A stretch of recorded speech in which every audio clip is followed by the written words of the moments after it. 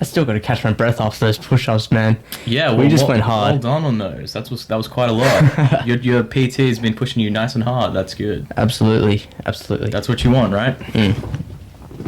So pretty much, man, fuck me. I was not prepared for this right now. Don't have a heart attack on the podcast, dude. We're live here, man. I'm just about. Don't die on me. Okay. I feel like we got to restart this. Okay. I just got to breathe. All right. Give me 1 moment. All right, just breathe. I'm fucked. In through the nose.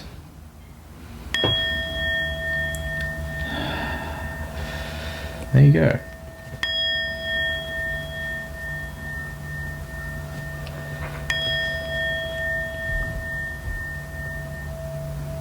How do you feel now? I feel a lot more zen. All right, good. All right, how about we just do this now? Hey Ryan Littler, how you doing, man? Hello, Mash Ryan. How are you? I am very blessed to be here. Well, I am too. Thanks for having me. Thank you for having me. I appreciate it. It's always an honor, you know? Okay. Just really fucking grateful to be here, man. Thank you. Well, Thank you. Pleasure's all mine. You actually helped me out at the very beginning when... Yeah, I did. I was actually the first person to know about this, I hope. Well, one of the first people No, at the you beginning. weren't. Oh, no, I wasn't. So, yeah. I told every So man neat. and his dog that I was going to do this. Wow. So- I really felt special when you were like asking me about camera equipment. I was like, oh, this No. guy's just getting it started. Like Batman is ready to take flight. He's ready to go. Absolutely. And you really helped me. Okay. Let's not shortchange that, because you really did. You gave me insight that no one else would have that I spoke with. When I was speaking to them, it was more just like, fuck yeah, I'm going to start a podcast, I'm going to mow some lawns, I'm going to get into real estate. Mow some lawns. Did Yeah. you mow some lawns? I've mown a lawn. I haven't mown. Was it your own lawn? I certainly hope it was. Samuel Wings. Okay. Yeah. Well, there you go, Samuel Wing. I don't have a lawnmower, man. Oh. So you use Sam's lawnmower. Yeah, Okay. Well done. let's go. I do it very cheap. Did he pay? I hope he paid you. Not yet, but That's unbelievable. he pays me in other ways. Okay. Well, Love. we don't need to disclose that here. With love is always good. Yeah. Love Yeah. is the ultimate currency. Dude, I love your setup here. Thanks, man. Yeah, thanks. I hope you're not wigging out too much of all this color in the background. But yeah, I do like to be. This is my little editing studio here. It's my little corner, my undisclosed bunker at the bottom of the earth somewhere underneath somewhere. But no, I do like to have like lots of posters of different things, so I get inspired every time I wake up. So yeah, you'll see lots of all the weird movies that I'm interested in. I'll just think, oh, there's that movie. I love that movie. Takes me back to like the purpose of why I'm doing this in the first place. You know, why I'm trying to be a filmmaker and trying to make movies. Because like I think back to all the cool stuff that I watched as a kid. Because I was like actually very blessed to like have parents to educate me on movies, like good movies from the 80s and the 70s and stuff like that. Because we lived right next to Blockbuster in a complex like opposite the Aldi. It's on Central Street, I think it's called. Ooh. Yeah. Anyway, there used to be a Blockbuster there, and I used to always go there with my family every Friday night. Yeah, we'd get like 10 DVDs out. Oh wow. It was the best time. Yeah, I wish they still had Blockbuster. I'd probably be working there if they still existed. You work at the cinemas now instead. I do. Dude, I do found work at the you just cinemas. told me that you work in the same shopping center that I do, and we just don't see each other. Wait, how long have you worked there? 5-6 months now. Wow. How about you? I've been working at the cinemas for about 5-6 months, so that's What the? there you go, folks. Oh, learned something We're new. blowing our minds already. It's crazy because they actually had like a fire show the other day.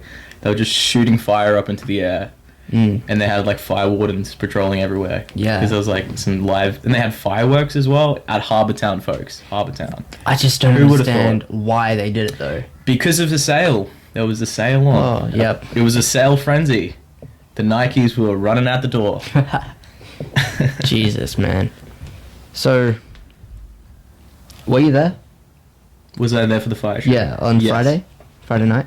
Yes, I was. It was very busy. I went there to actually patrol, try and meet some people. Patrol? What the fuck am I on about?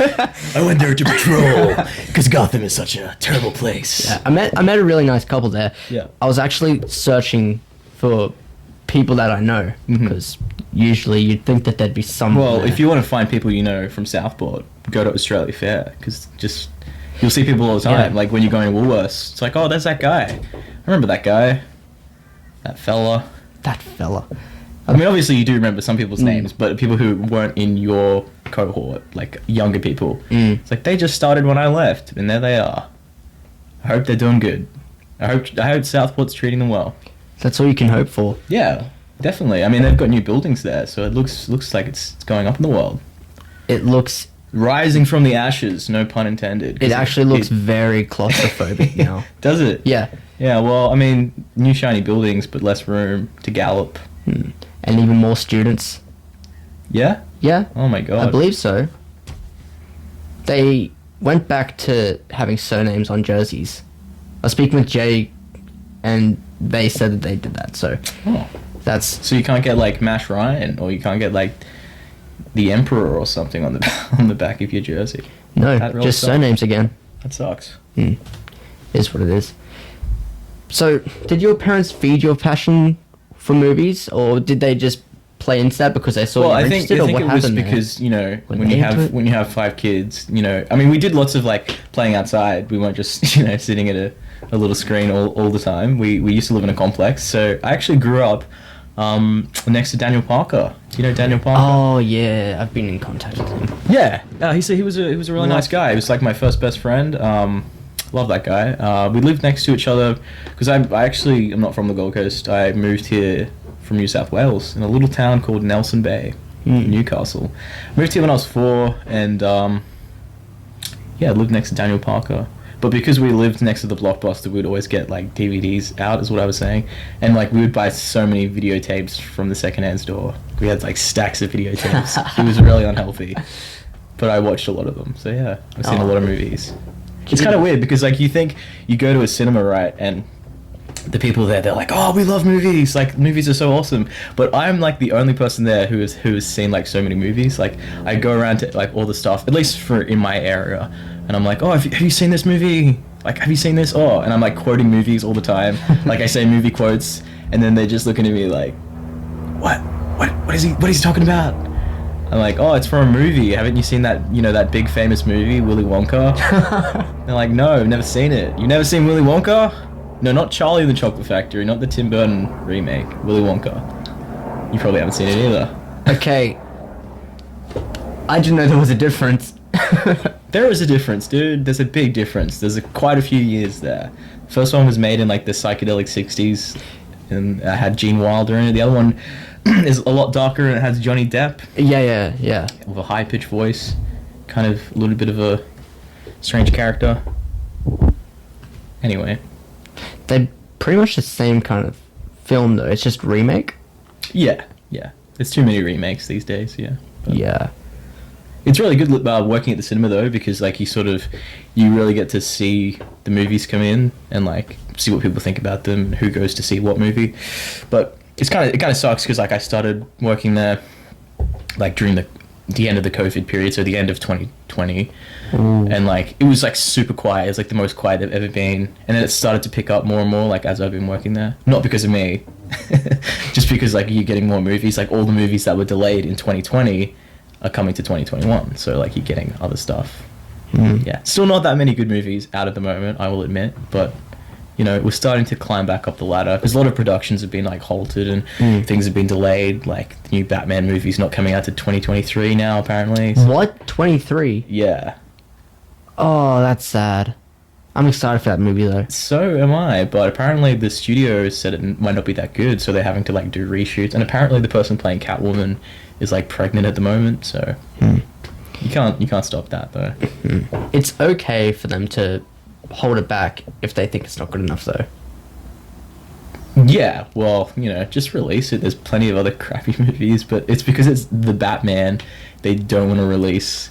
Because it's Batman. It's got a label on it, and that's the big problem, is everything that has a label on it, like this new Cruella movie, it's like, it could be a really good movie if it wasn't associated with Disney, if it wasn't Cruella, if it was just a standalone product, an original film. But the thing is, everything has to be a sequel or a spin-off or something that's already pre-existing, that has an established market audience, like Avengers and stuff. Everyone's going to go see the next Marvel movie because all the other Marvel movies they've seen have been okay, you know, and they're identified with the product. It's like, why would you go to a restaurant, like a small local restaurant, or would you go to McDonald's because you know McDonald's are good and they're going to provide you with exactly what you want, you know? And that's the problem with movies these days, is the studios, they take so much control. They're like, oh, we want to make the movie for these people, this big horde of audience, because that's what they want to see. And that's the biggest problem, is that studios interfere because it's about making money, and it's not about making a good movie. It's about just how many tickets can we sell. Because it's like really struggling, I guess, because like, you know, streaming services are starting to come up and put their foot in the door, and no one really wants to go to the cinema anymore, unfortunately. Because everyone's just at home, tucked away in their small box. Cinemas are more of a relic. Yeah. But they're going to that way anyway. It really seems like the perfect place for you to work right now, though. Just a great job for you. It's cool. I mean, I'm looking around. I see so much passion. I see comic books. I see more comic books. too many comic books. Lots of DVDs. Yeah, I read a lot of comic books because it's very good to like see how storytelling can like take place in different mediums and stuff. I guess also reading novels as well is really good for like trying to get scripts done. But like when I read a comic book, I'm just seeing like the planning of the shots and stuff like that, because that's usually what you do. Like you do storyboards before you make a movie. Like you draw out what shots you're gonna need and you put it in like a comic book order, in a sequential order. So that kind of inspires me. Yeah. Something I really remember about you when we were at school was just your talent in on and off the screens. Seriously, when I was in media, you weren't in this class, but they were actually showing your film, and I was blown away by it. Thanks, man. So many people in the room, they were all so touched by it. It was something about, forgive me. That's okay. It's been years, dude. And Years. I'm surprised you even remember that. But I do remember that because you were in the media class, which is not the film class, but you were like right next door to us, right? Yeah. They showed your film, and what I remember was it was something about how I think you maybe lost the love of your life, Ruby, in an accident, something like. Is that what happened? Yeah. Man, I was touched by it. Thanks, man. So was everyone else in that room. Glad I could touch you. You should have been there. You didn't go to the screening night, did you? Because we'd played on it used to be called Shaft Awards. Right? Okay, so it stands for I remember that. Southport High something film and TV. Academic. No, probably awards, film and TV night or something like that. Anyway, dumb name. It was ridiculous. It was called the Shaft Awards, and so in the last year, in grade 12, my teacher, fantastic teacher, shout out to Mr. Hogg, he came in and he was like, oh, you call it the Shaft Awards? No, that's too phallic. That's too phallic. And we had these big like Oscar, like, you know when you get the Oscar and it's like the person standing there and they're like this, and it just looked like this big phallic object, and we had them standing, these big golden like cardboard cutouts standing in the media room. He's like this is too phallic, we need to change the name. So he changed the name to from Shaft Awards to something else. I can't remember what the name. Real Awards, that's what it was called. Real Awards. Real. Yeah. Wow. Which I have no idea what that stands for, but it might not stand for anything. REEL? Yeah, like real, like camera reel.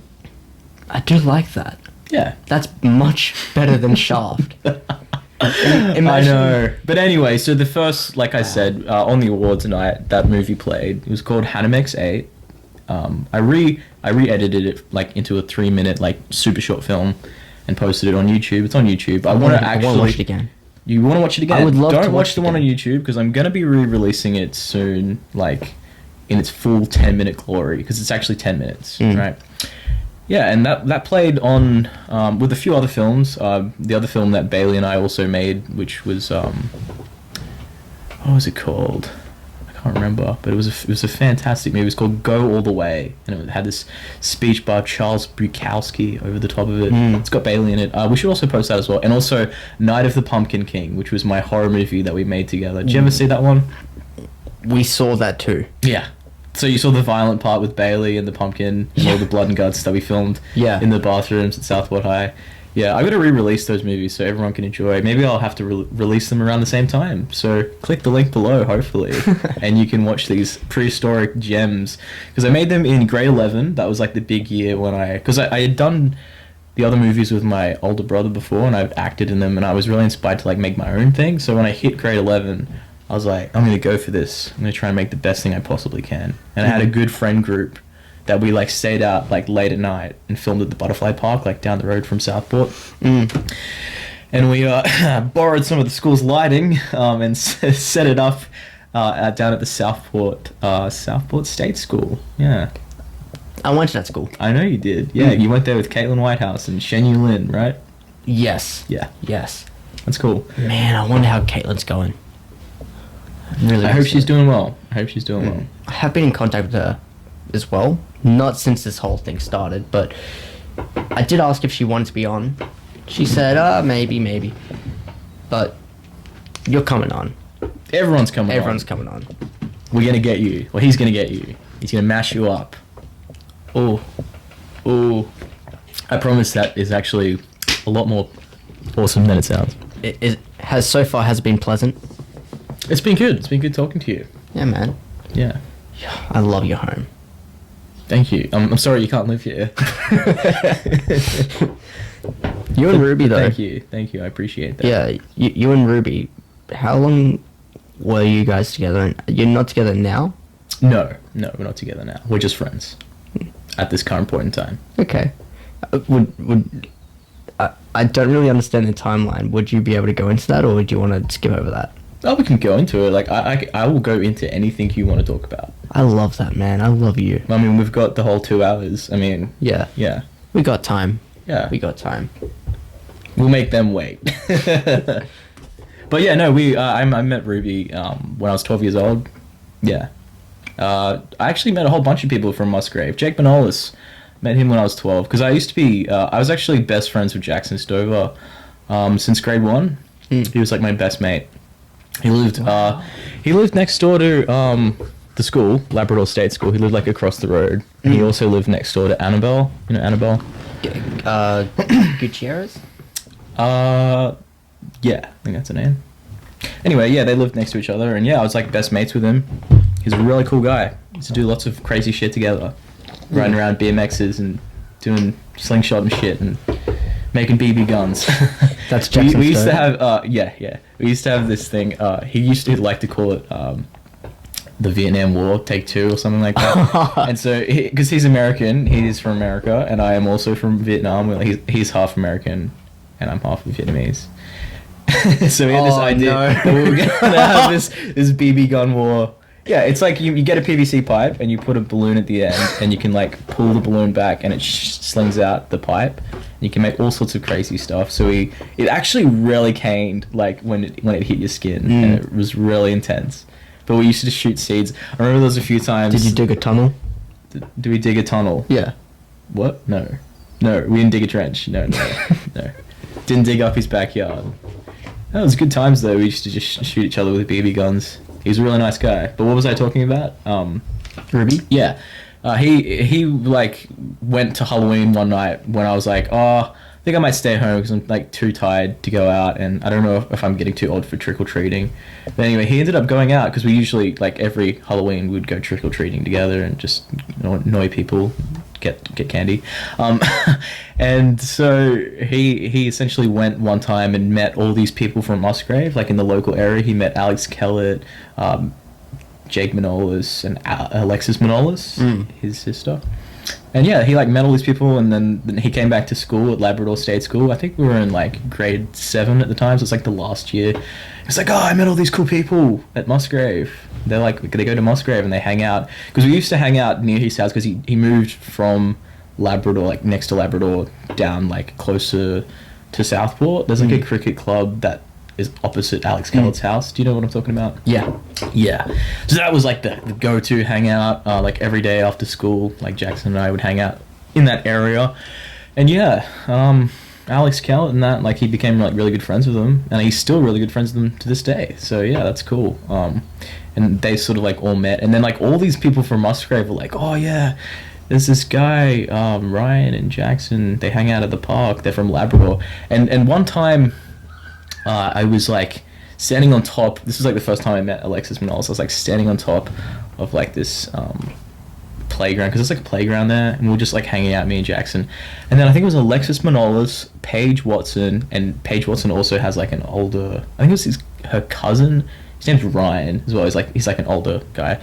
Anyway, those three came over, and I think it was, no, they were like over, because there's like two parks, and they were like at the other park. And then Alexis comes over, and she's like, oh hey Jackson, do you want to come hang out with us? And then she was like, oh, you can bring your friend too. And then I like jumped down.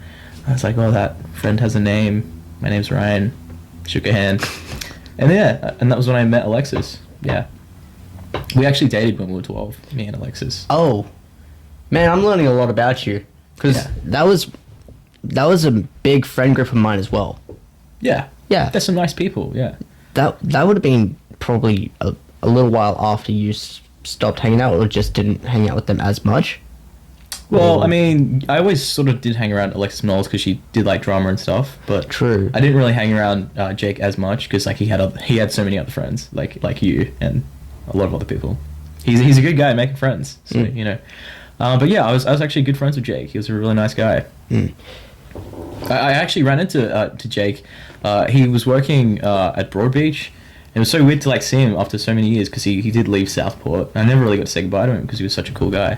But yeah, I saw him at Broadbeach. He was like working with his girlfriend at some like ramen place, and I was working upstairs. Really? Yeah, doing like a sales job. I was like, hey, what's up? Did you like doing sales? I really hated it. I hated forcing anyone to do anything, Yeah. you know? And it was over the phone sales as well, so you've got to like talk to people on the phone and annoy them. I'm sure they just tell you to fuck off. Yeah, definitely. All the time. Although any telemarketing job is completely corrupted. But it paid pretty well. It was like $25 an hour. And that's pretty much how I like saved up for most of my camera equipment. Oh, wow. Yeah, because I actually, before I did like sales, I did like hospitality for like 2 years. So I was kind of like, nah. And before that, as you know, I worked at Kmart. So I kind of already done some stuff. So I was like, oh, whatever, I'll just do this sales job because I don't want to have to go back to hospitality. I did that for a year. So, obviously you want to be a filmmaker. Yeah, well, I mean, I already am a filmmaker. I have made films. Yeah, but in your future, you want that to be just doing that. Yeah, well, I mean, at least independently. Like, if you like take someone else's money, like they say, oh, here you go, here's a couple of $1 billion, go make the next Batman movie, or here's a couple of $1 billion, go make this thing that you want to do. You know, here, go make your zombie movie.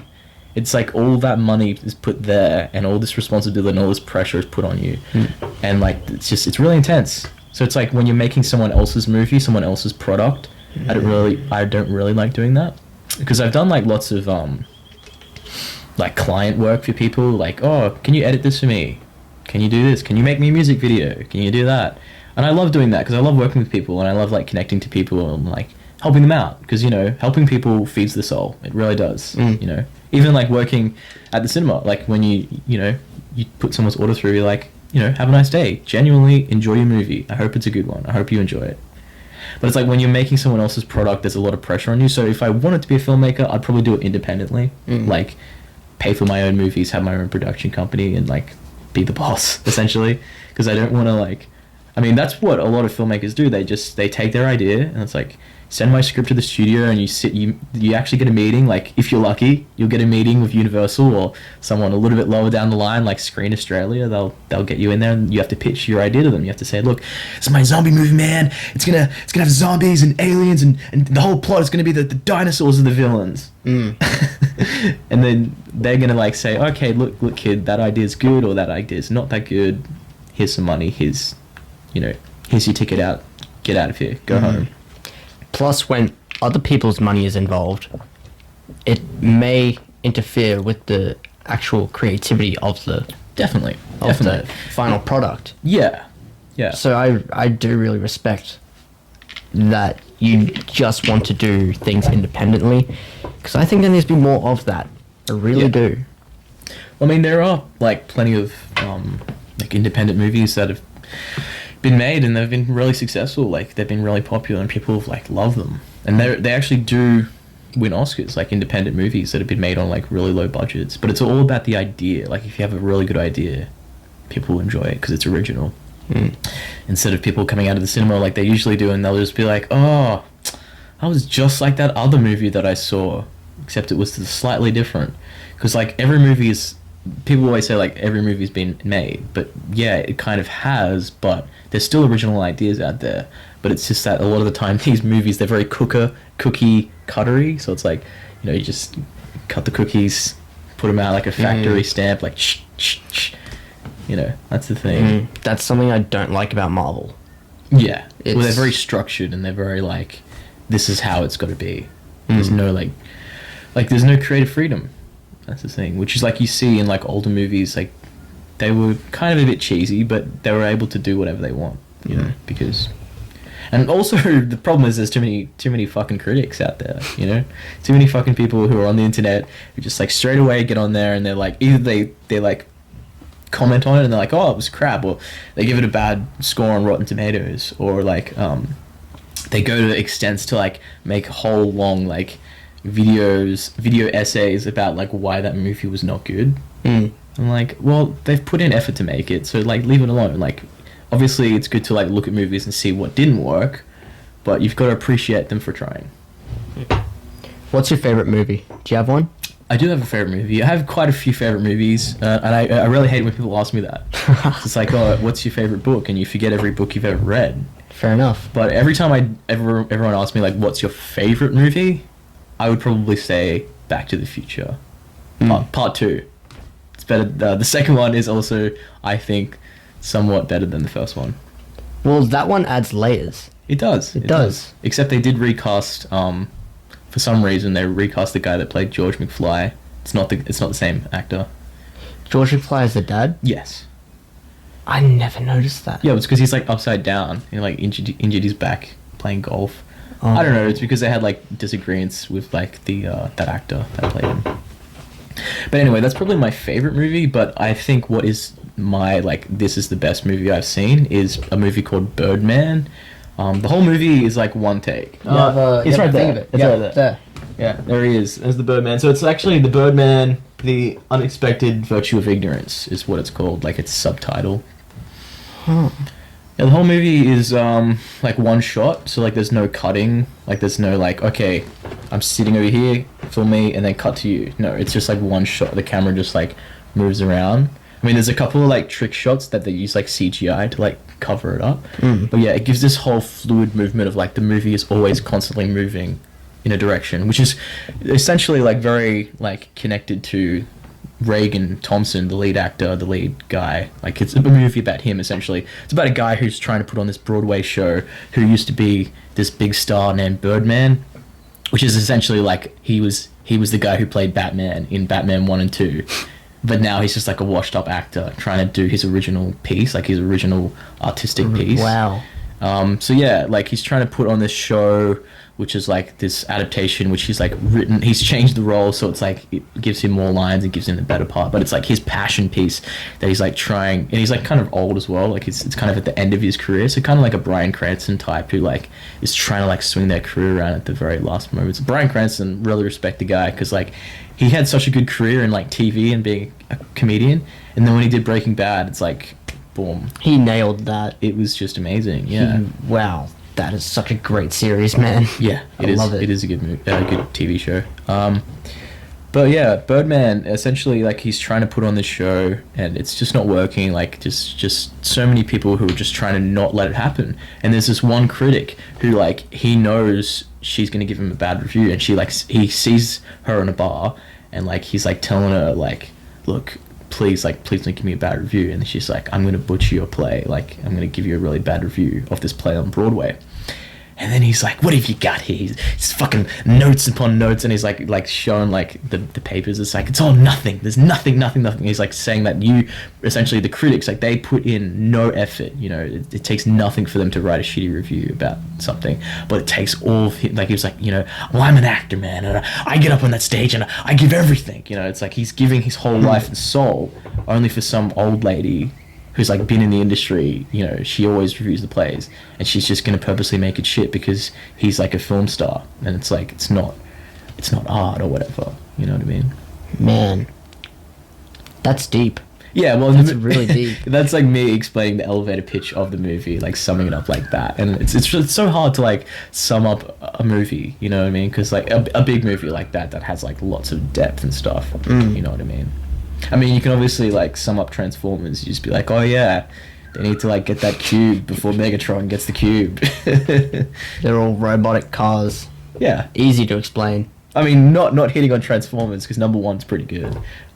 It's like, you know, it has a well-written story, but it's difficult being in the film industry. You know what I mean? Because like everyone's a critic, everyone's trying to judge things, but it's the same with music or dance. It's like it's a subjective art piece. It's like you can't really judge something.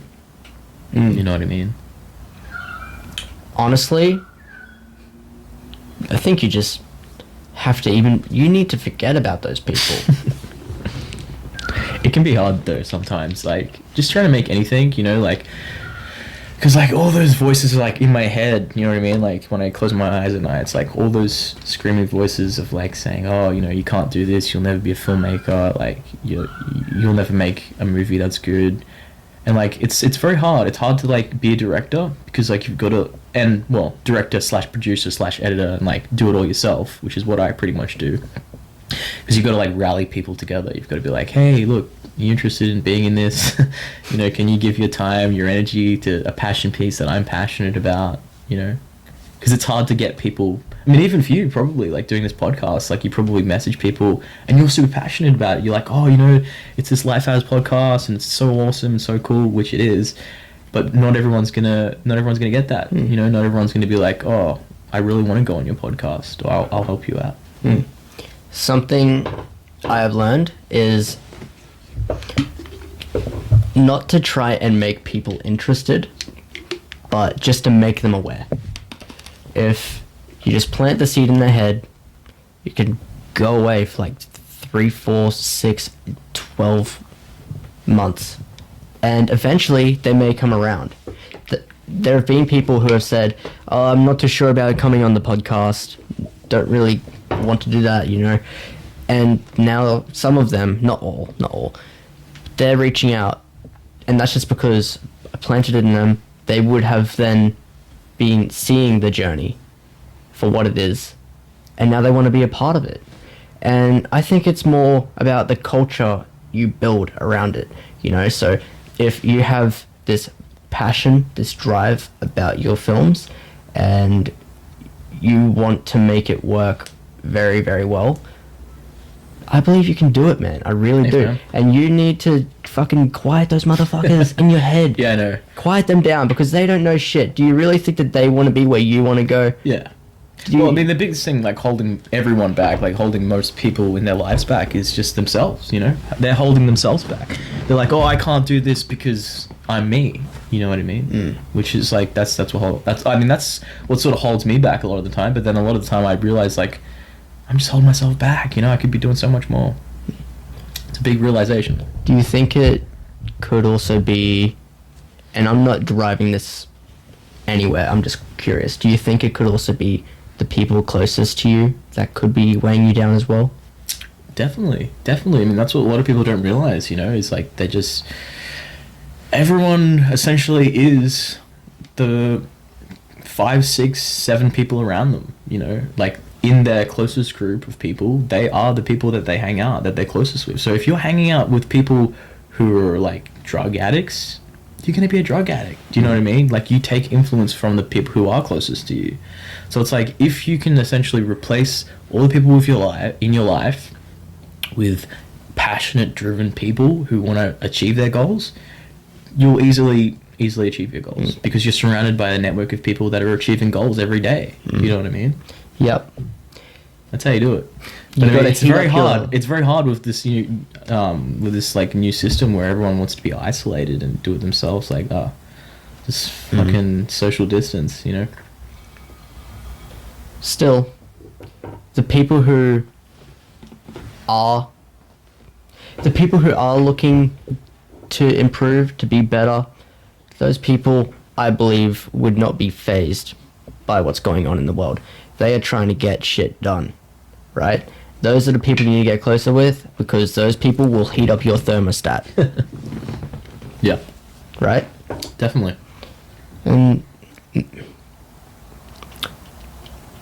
something that, I mean, especially while networking, right? Just notice there is so much abundance out there. There are so many different people, you know? And just when I was at your party, I met 2 new people and they were great. And just, I love them. Well, that's nice. Yeah, It's nice. they're It's nice bringing great people people. together, isn't it? Exactly. Just bringing people together, friends of friends. Yeah, friends That's of, yeah. And I saw people there that I met through other people as well. And that was awesome. I love sitting down with them. They're really good to speak with. And really, just the more people you know, that's where the power is.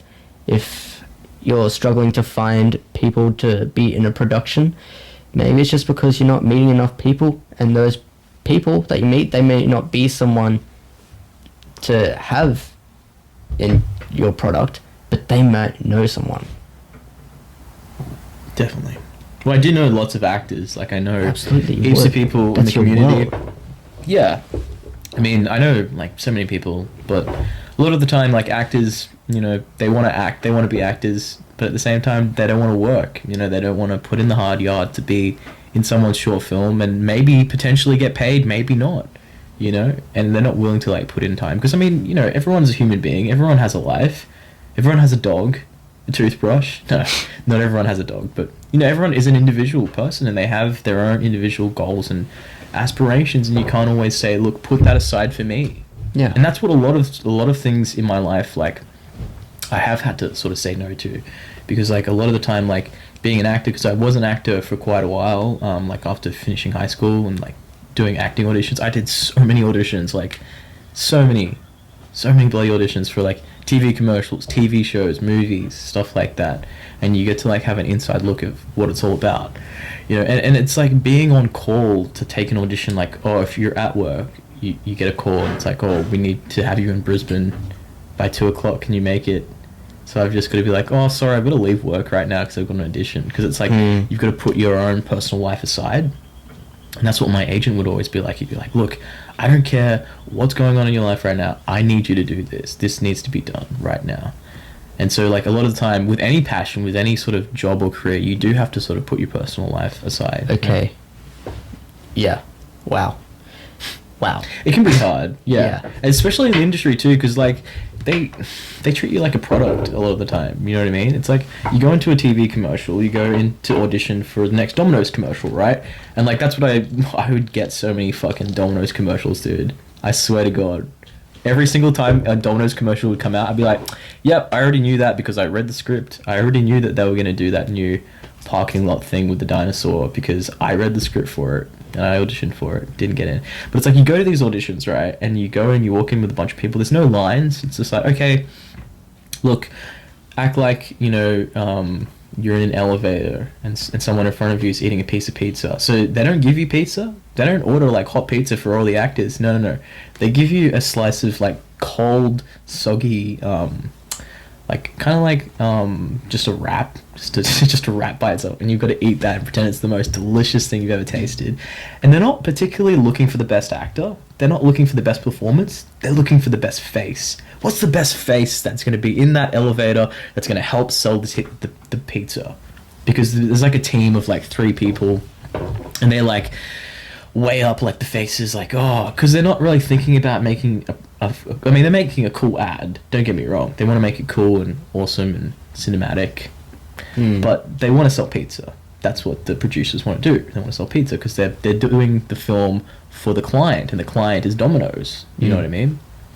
So like even when I did that other commercial, it was just Queensland, if it's flooded, forget it ad, which is funny because it actually plays. Were you in that? Yeah, I was in it. Oh, hell yeah. The back of my head was. I did have a speaking line, which my agent, like, he was kind of like disputing whether I should get royalties again, because it actually is playing in 2020 and 2021, because like during flood season they've got to like warn people and stuff. Anyway, it actually does play at the cinema, which is kind of funny, but it's only the back of my head. But anyway, so like you get the actors right, and when we're about to film, there's 3 producers sitting down at like a table kind of like this, and they got their suits on, you know, and they're on set, and you gotta stand in front of them. Okay, stand up in front of them, and you gotta stand up, all these actors, and they just look at you. They eye you down like you're a puppy or something. You just three puppies, 3 actors all dressed up, all dolled up in costume and makeup. Hair and makeup.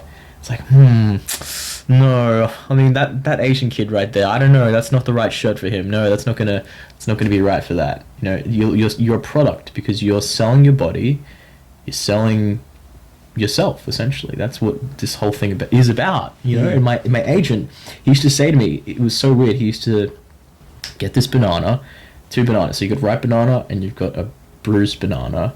And he's like, okay, you're shopping at Woolworths, and you're just gonna grab. You're gonna grab from the shelves. Okay, which one are you gonna grab? You grab the healthy banana, or are you gonna grab the bruised banana? Well, it wasn't like a bruised banana. It was like super ripe and then like not that great. So like a not that great banana and a good banana, essentially. And I'm like, you trying to say I'm a product that these casting directors are gonna go shopping for? And he's like, yep. Because essentially, when people they watch your audition, they're like shopping for the best person. But like they're looking at you, and they're looking at who you are, what you look like. Sometimes it's not about the best performance, it's about who looks like they suit the role. Do you know what I mean? Yeah. Wow. Wow. I mean, that's a little slice of it. There's a lot of just bigger actors out there. I'm just a small time guy. That, you know what I mean? Yeah, that makes a lot of sense though. You know, and that's something that I've never really thought about, but that's rough, you know? Yeah, well, I don't have it as rough as some people, like Jim Carrey, who was like living in his car or whatever. Still though, I mean, just the way that it's just so cut off. Yeah. You know? I mean, it's not like any humanity at all. Like, you walk into the room and you're trying to be nice, like as nice as you can to these people. There's just like, sometimes there's no humanity. Like for instance, another pizza commercial that I did, because you've got to essentially slate, which means, you know, your name, agent, and your height, how tall you are. You know what I mean? Stuff like that. And like, what's your name and your age? Because back when you're like, when you're under the age of 18, you usually say your age, like, oh, I'm 16, I'm 12, I'm 10 years old. You know what I mean? And I was kind of used to that. So when I first turned like 18 and I did an audition, I was like, hi, my name is Riley. I'm represented by such and such management, and I'm 18 years old. And it's like, cut. There's some guy behind the camera. He's like, cut. He fucked it up already. And then there's this other girl standing next to me, and she's someone who does the workshops with the guy, because it's a casting, it's like a casting studio. So like the casting director, he like gets people to pay money so he can like teach them and stuff, and like do their little workshops and stuff like that. And I hadn't gone to that specific workshop, so like he was kind of like more friends with this other girl, and they were both kind of like making me feel bad. They're like, oh, cut, he fucked it up already. He already fucked it up in the first 2 fucking seconds. And he's like, we got hundreds of fucking people to see today, man. I'm like, geez, like, you have to swear, like, calm down.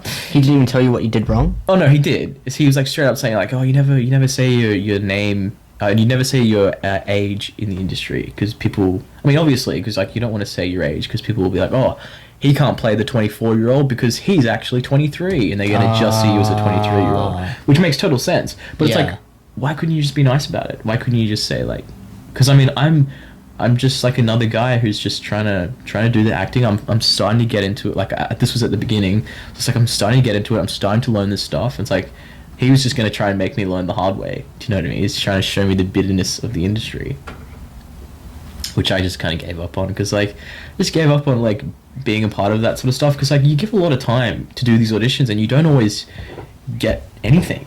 Do you know what I mean? Like in all my time, I only really got that one commercial. You know what I mean? I had like callbacks and I got into the next round of doing things, but I never got the role because like it takes a lot of time and effort and a lot of money because you've got to pay for these workshops, these like $400, $100 workshops for like a couple of hours to just go there and get told you're a shit actor, go home, practice. Wow. Essentially, yeah. It's a tough gig. You know what I mean? I'm curious. Would you want to work in Hollywood? Probably not Hollywood, no, because I've heard it's apparently corrupt, really bad. Like I said, like I'm more of an independent guy. Like I like to see that's what I was thinking. my vision take place, you know. And if I can write roles for myself and act in it, kind of like Hanamex, like I just made that movie, I was the actor, I got to do it. Whereas if I was to be like, you know, I'm an actor, I'm a full-time actor, and I'm in that toothpaste commercial, I'm that guy. I don't really get any creative juice from that, you know what I mean? I love acting. I love acting. 100% understand that. I love acting, like being different people and acting along other actors, but like if I'm just there to sell the product, there's nothing there for me to just feel like enthused about. You know what I mean? Like I don't feel creatively I'm creatively giving something to the world. I'm just fucking selling toothpaste. Do you know what I mean? Fuck, I do. So I'm just more try to create my own stuff is what I'm saying. Yeah, I'm just wondering, that kind of stuff, is that soul crushing for you? Oh yeah, it's got to be soul crushing for everyone. Yeah. You know what I mean? Like, it must feel like they're playing you for a joke in some sense. Because, I mean, in putting myself in your shoes, which I am not you, but I could just imagine being there for a fucking toothpaste commercial and it's being like, man, I could be so much more than just this. And then there's this guy judging me on my face. Like, go fuck yourself. That's what I would say, dude. Like, I'd come back from these pizza commercials and I'd be like, well, Ryan, you know, and because I didn't really have my license back then, like, I just trained it up there. So I was like, well, Ryan, going back on the train, well, I guess today my face didn't sell enough pizza. I'm not good enough. You know, my face isn't good enough because they don't want me because I'm kind of in between that half Asian and not Asian enough. Because that's the thing. I was like, oh, this guy's not Asian enough to play that Asian role. Because I'd go for Asian roles because they'd be like, okay, we need Eastern people, call them all in. Everyone. Doesn't matter. I don't care if you're Korean, Vietnamese, Chinese, Cantonese, boom, boom, boom. Get them all in, right? Line them all up. Doesn't care if you're Filipino. Like, if you look nothing like a white Korean person. It's like, so you'd go into there and you'd do the audition and they'd be like, oh, sorry, he's not Asian enough. Or he's like, oh, he's too Australian. No, they wouldn't say it to my face, but obviously that's what they'd be thinking. It's like, because it's like, it's an actual like Eastern role and I'm not fully Vietnamese. I'm only half Vietnamese. Like I'm Australian. And sometimes I look more Australian than I look Vietnamese and vice versa. So I don't know. It's always just a weird thing. But, you know, a lot of the time they are actually looking for, like, mixed people to be in ads and commercials and stuff because they just want to be able to be like, yeah, well, we're so diverse, you know, we're so diverse. I mean, I'm just a whingy little bitch because, I mean, there's other people out there who are genuinely struggling, like people who have different looks, you know what I mean? Like, a lot of people don't get those roles, like people who are Latino or they are black, you know, a lot of people, they don't get roles because they're not always looking for those people. Do you know what I mean? Which is why other people who want to be actors, you just got to find work, you know what I mean? Make your own stuff, make your own roadshow, you know what I mean? Well, there are people out there like Arnold Schwarzenegger and what I don't know what his real name is, Rocky Balboa guy. Sylvester Stallone. Yeah, they, even though they aren't desirable in those fields, they fucking made it. They did it anyway. Yeah, well, I mean, that's what they were calling for at that time, in that period of time. It's the action hero. We want someone who's so fucking jacked, he looks like he could punch someone in the face and it would go through the other way. Okay. Do you know what I mean? Yeah. That's what it was calling for at that time. You know what I mean? It's always what the industry is calling for. But I totally get you. Like, Arnold Schwarzenegger, that guy, man, he was just a bodybuilder. Respect to him, because he actually didn't know that much English. Like, in the making of Terminator 1, his one line, I'll be back. Like, that's all he really said. And there's another scene when he's, like, driving in the car, and he's, like, explaining, like, the like, oh, I'm T-1000, I'm programmed to kill, and he's like driving the car talking to the little John Connor in number 2, and his lines are actually like up the top because he struggled a lot with English because like he had a really thick accent at the beginning, and like you look at him now, he's like his accent is still there, but it's not as bad as it was. So yeah, respect to him for coming to America and learning English and being an American film star. Well done. Bodybuilder, film star, mayor. What else can you not do? Oh no, he was the governor. I was the governor of California. Oh yeah, Oh, it's hilarious. Far out. Everyone wants like someone else, like Kanye West, to like Will Smith to like be the president. I'm like, oh, God, for God's sakes. Nah. I don't tune into politics anymore, really. Yeah, me neither, dude. I It's couldn't just give a not shit. healthy. It's ridiculous, and people who like stand watching the TV every morning. This is happening in politics today. It's like, oh, fuck's sake. Bro, shut the fuck up. We're not The in biggest America. problem is I was reading That's what I this- hate. We're so Americanized. You focus on their policies. Shut the fuck up. I know, it's ridiculous. Look at what's going on here. Yeah, Australian politics. John Howard, like, who gives a fuck? Well, what can I learn from the project tonight, guys? Absolutely nothing. I know. Well, I mean, the biggest thing is the news today is just too much about COVID and the vaccine. Every time I turn it on, like, because I don't have TV here, like, broadcasted TV. Do you have broadcast digital TV? Unfortunately. Unfortunately, you do. Yeah. See, I've been trying to get I don't set up. watch it. The only time I watch it is when I'm on holidays. I'm in, like, a hotel. I'm like, oh, let's flick on, what do we got? I'm like, oh, this is so shit. The ads are so bad. Like, Yeah. they're just blasting things in your face. Blasting it. Programming you. Straight up. Hypnotizing you. Do this. Buy this. It's hardly subtle anymore. It's not. And everyone knows. Like, anyone who's anyone now knows that we're being manipulated at some level or another. Everyone knows that somehow. You know what I mean?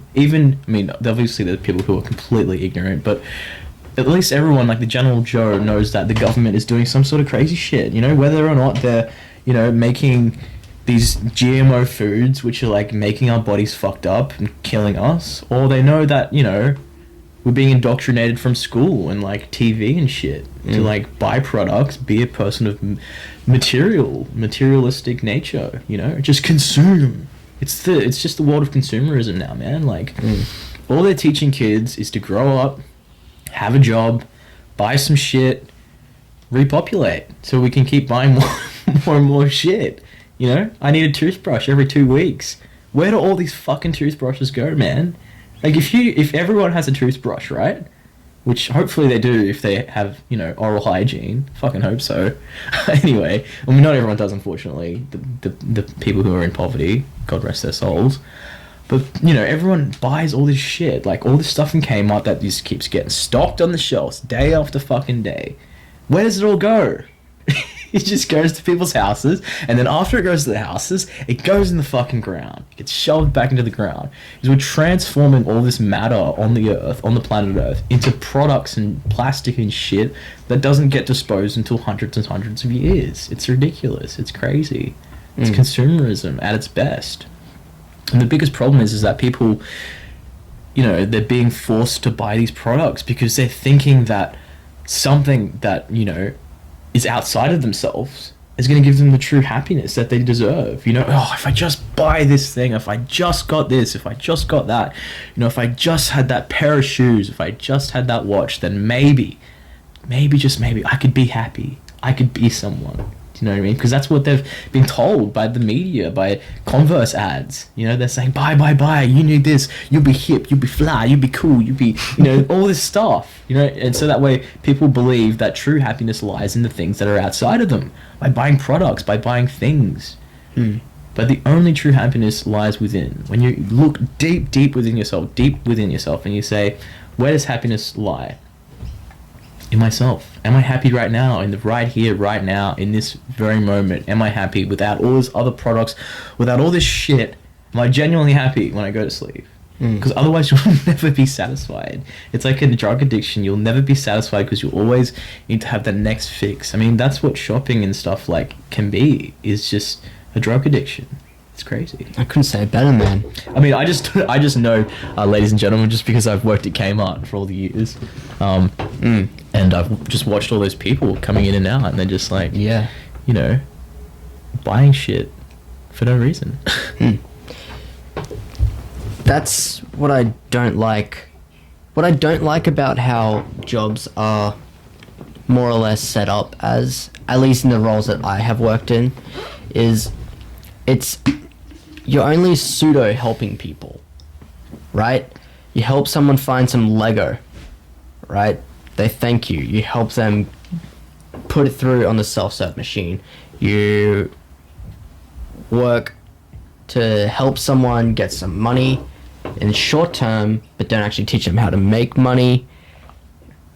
I'm speaking about my experiences during my work. Then you're helping people get food, and they can get that anywhere in this world. It's just so... It's pseudo helping people. There needs to be more opportunities to genuinely make people think, to make them better. There just is not enough of that. And that's partially why this is all started. You know, we need that. Look at the world we're in now, man. It's fucking crumbling. You know, well, so they say. I mean, we're still here, and there's still lovely birds that's outside. true. And That's there's true. sunshine, and actually, two reading, mates are talking to each other. Reading so, Big you Brother. know. You know, I've read Big Brother. Oh, not the shitty reality TV show Big Brother. No. I actually liked that back in the day.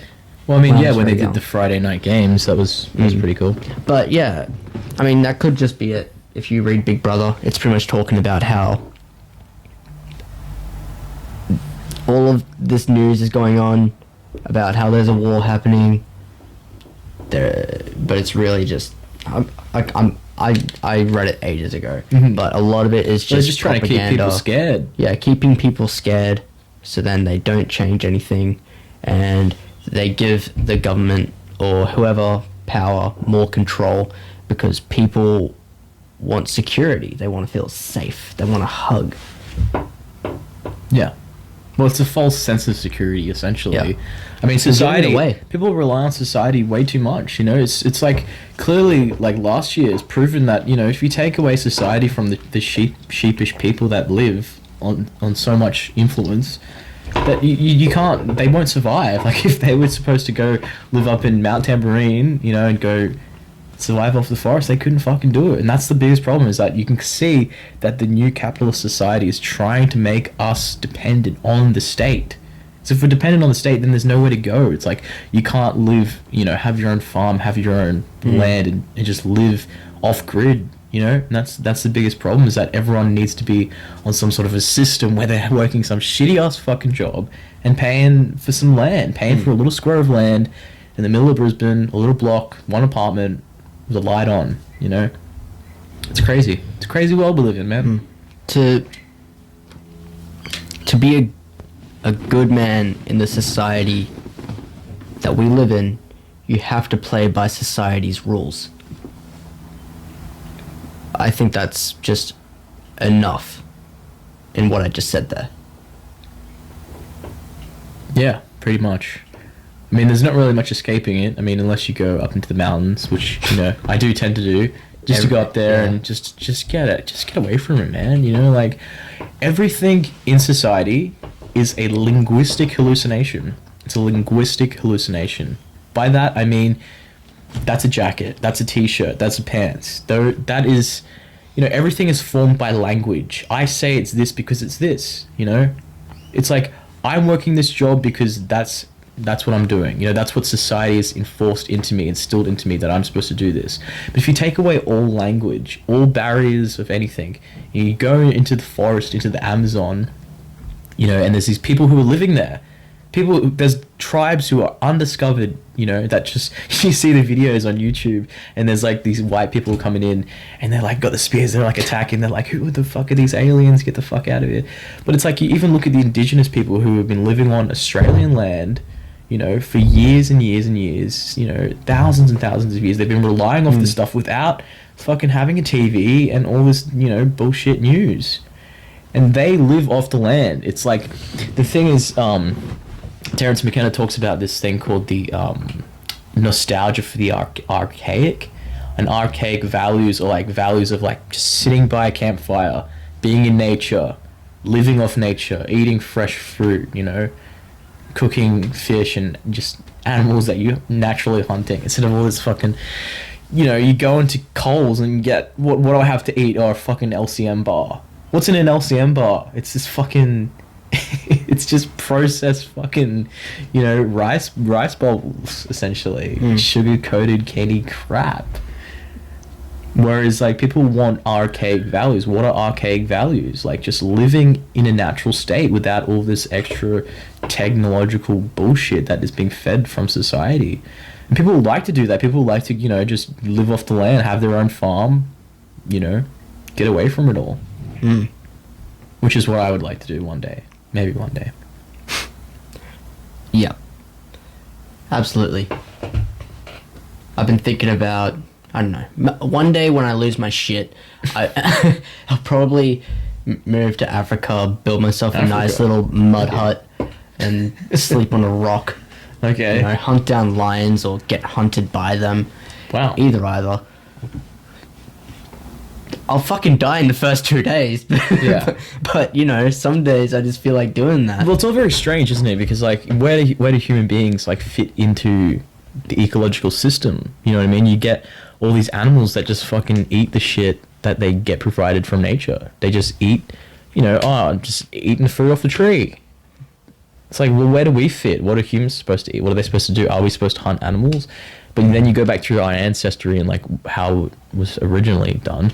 And then you look at, like, the modern human being. Is the problem is that humanity as a whole is you trace back the lineage and it's a forgotten culture. It's like the people who are living right now, the people who are like our age, 20 years old, the people way, way, way, way back, they just keep forgetting history and stuff. There's so much forgotten history, like, how did we even get here? Why are we on the planet? Why does any of this exist?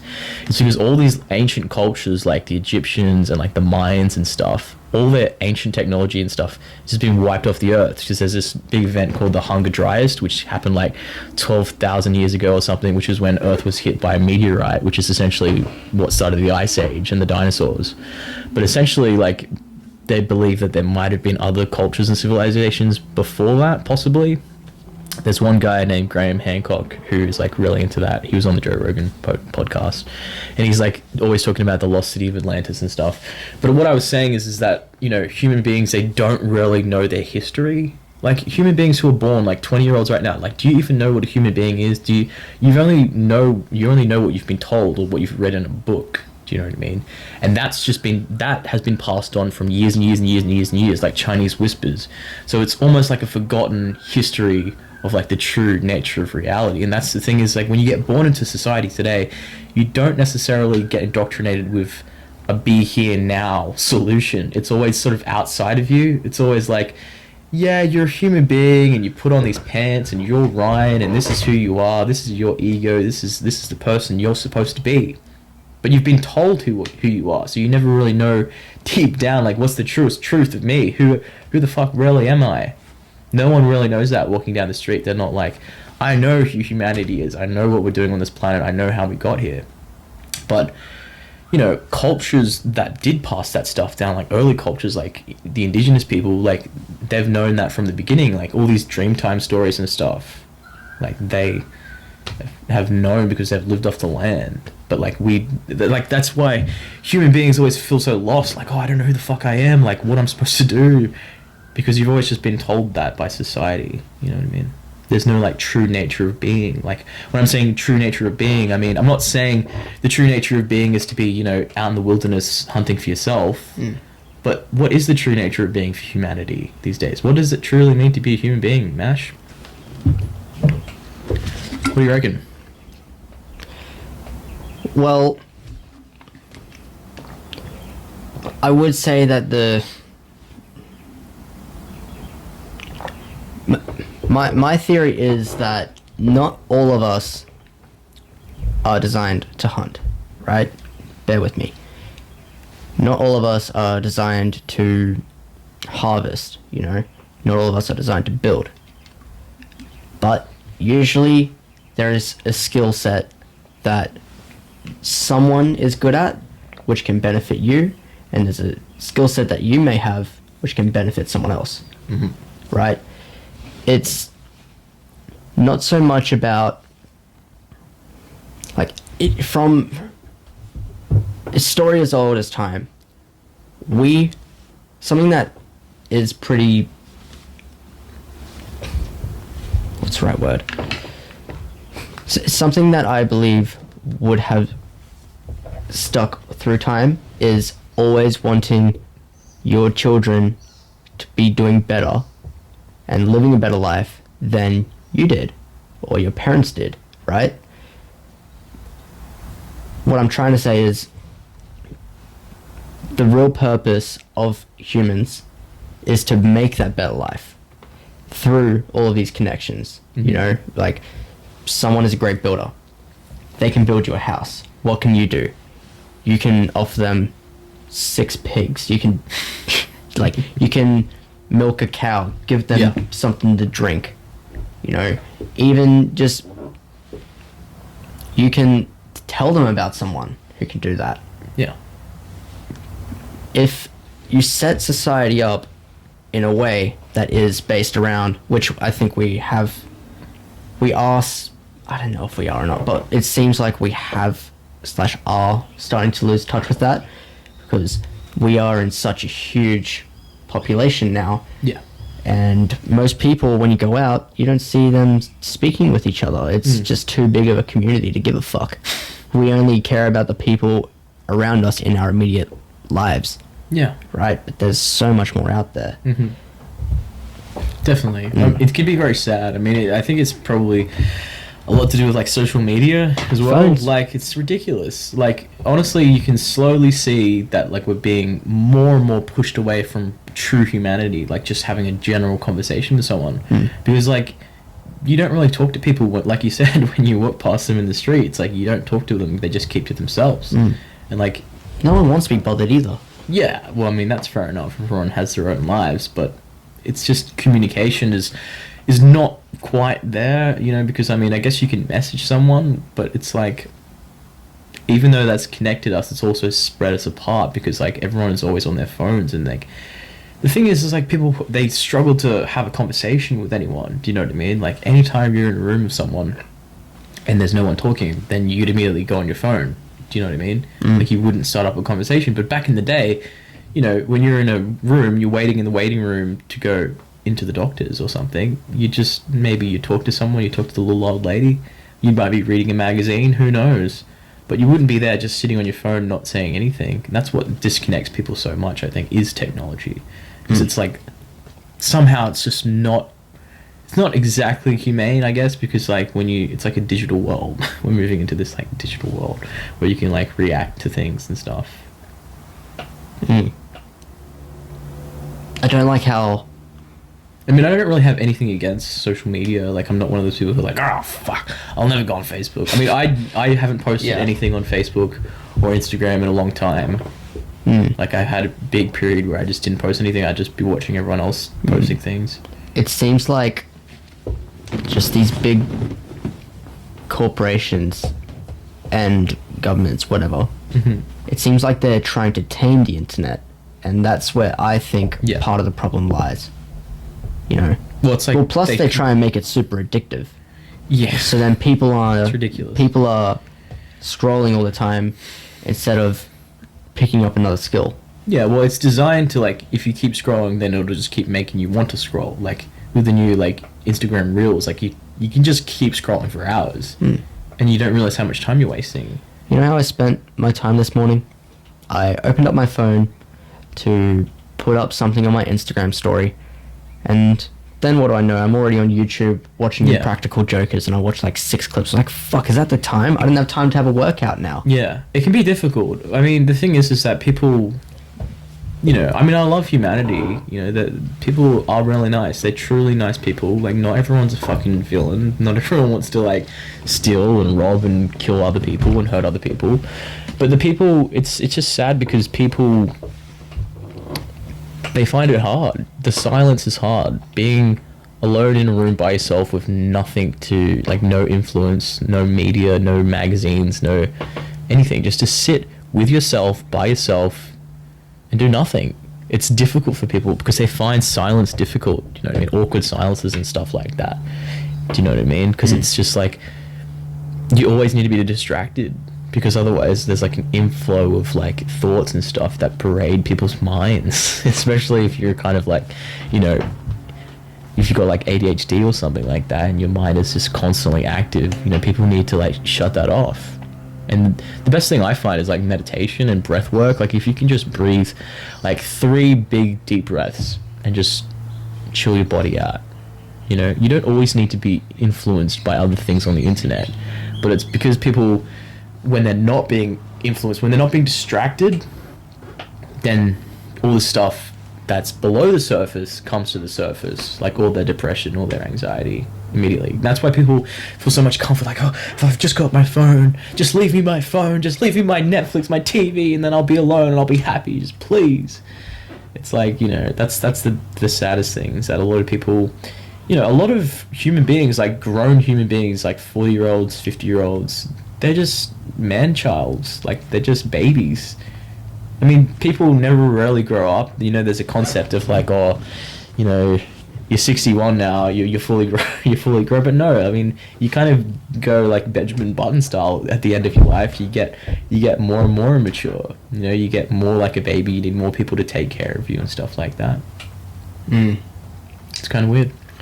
The day I start losing my memory or get put in a wheelchair, I don't want to be here.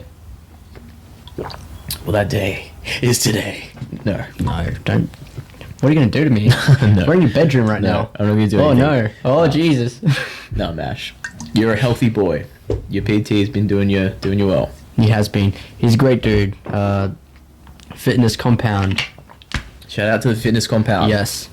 I'm going to tag their Instagram in this. Why not? Oh, yeah, dude. Let's go. They sound really cool. I mean, I saw that video of their new space. Yeah. Looks really cool. He's, I find exercise is very therapeutic. Like if I'm having a shit day, you know, because there's been a lot of fucking shit days this year for me. Like it's been a pretty hard year. Tell me about them. I'll tell you about the good stuff first. I mean, it's nice when you're like feeling really shit. You know, you feel like, oh my god, I just can't fucking stand my life right now. I really can't. You just go into that gym, because I go to the World Gym Ashmore. Shout out to World Gym Ashmore, guys. I'm not tagging those guys. Well, fuck you. No. Well, fair enough. You got to sell your product. No, it's not my product. Well, you gotta promote your man. Yeah. Your boy. Okay, yeah. He doesn't pay me or anything. You can't be like saying other third party people in here. You just promote what you want to promote. Yeah, I'm promoting the underdog. The underdog. Well, Jim Ashmore, they're not the underdog. No. Your guy. Let's get him more customers. Anyway, bit of a side note there, but yeah, you know, you just go into the gym and you just pump some iron, get some sweat going, get the breath going, and you come out feeling like $1 million. It's like, I got my fucking anger out. I got my vicious anger out. I don't need to punch someone in the face today. Do you know what I mean? Because like humanity, like male men these days, there's no like healthy assertion of male dominance. Like not male dominance, like just masculinity. Do you know what I mean? Like just to get your anger out. Because I get pretty fucking angry with society. You know, like I don't want to have to be doing my job. No one wants to have to do their job. Everyone has a shit day. You know, you get shit customers and you're just like, can't fucking stand this. I'm like an animal right now. I'm like a gorilla in a zoo and I want out. Yeah. Do you know what I mean? Like, do you ever feel that way? Yeah, actually, I would, same kind of concept, but it feels like I'm a dragon being muzzled. That's how I feel. Like I'm breathing fire out, but nothing can go. Oh god. Yeah. That's intense, dude. It's very fucking intense. Very intense, man. I can feel it right now. Well, do you work at a cafe, right? Yeah. Yeah, so do you ever just like take a plate, like a tray of stuff, and just be like, fucking throw it down right now, just... No. I can't stand this job, get me out of here. That's what I feel like sometimes when I'm handling really bad customers, and then I've got to put on that happy face, put on that customer service voice, you know? Something that I just smile and wave over is when I deliver the coffees, and then they're like, oh, can we have like 3 sugars, please? It's like, didn't think to ask before? Sure. Yeah. Been there, dude. I've been there. I know. It's crazy. It's like, bro, the sugars were right next to the coffees. Now I have to walk back there. And whatever. Hey, service is the best yoga I've heard. Like if you're like deep into like karmic beliefs, like Buddhism, essentially karma. Yeah. Okay. Like karmic belief, which is like do good in this world and it will all be returned to you. Essentially, like if like there's a really good book, shout out to Ram Dass. There's a book called Be Here Now. Really good book. I borrowed it from Dylan Viola. Shout out to Dylan. Thanks for letting me borrow it. Such a good book. Essentially, he just says to like be here and now, like be in the here and now. But in the book, he like discusses like how every single thing you do in life is yoga, which is like getting your shit done, like walking down the street, that's yoga. Washing your hands, brushing your teeth, that's yoga.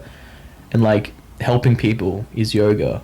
Like helping people makes you feel good. It feeds the soul. Do you know what I mean? And the more you can help people, the more your soul will flourish and like you'll be happy. At least I believe that, because I believe like if I can help someone, not in like a selfish point of view, like oh if I help them then I'll feel good about myself. It's kind of just more like seeing people be happy makes me happy. Do you know what I mean? I feel like, you know, if they can just be happy, if I can make them happy, then you know what, maybe I can be happy. You know, maybe all this shit that's happening to me at the moment, you know, maybe I can just get over it. That's what we're meant to do here, you know? Well, it's not easy, because, I mean, humans are very selfish people, you know? It's so important to do that, though. You know, I feel like because we live in such a big city, we just feel that disconnection. People... Yeah. Okay, so well, I mean, we don't live in that much of a big city. Brisbane, if you go to Brisbane, you know what I mean, though. It's like a rat race. It's still a big population that's here. Yeah. And even then, like, you don't really get a sense of community because it is so big. You know, it's like if you're in the army, you're put in these divisions with maybe like 12 people tops. Yeah. Maybe, and you're able to connect with them a lot more. But the more people in your, I don't know what to call them, quadrant, let's say that, and if that has like 1,000 people, how many people there? Yeah, your platoon. Squadron. Yeah, how many people do you think you're actually going to get along with? You know, if there's just 12 to 4 to 6, whatever. Well, that's the thing. It's like, yeah, you're supposed to get along with them, but you're not supposed to be friends with them, because, I mean, who wants to watch their friend die? Do you know what I mean? Well, you need to be their friends in that kind of situation, because you need to know they have your back. Yeah, that's Whereas true. if it's 1,000 people, you can't think that this random guy is actually willing to sacrifice himself for you. Yeah. Well, I mean, I personally, like me personally, I think war is just completely just useless. Like, I feel for every single person who's ever been any part of it, like been on the side, watched it from the top of a mountain. Like, anyone who's ever been involved with any sort of war or military thing is like, my heart goes out to you. But I just think that, like, humanity should stop fighting each other. Like, we should just figure out some way we can all just live on this big ass rock in space together, you know? Like, it's ridiculous. Like, why do we have to go to war just to go over there and steal oil and shit? Like, it's terrible, dude. See, I think that sounds really nice, but it's not practical. It's not practical. It's just not.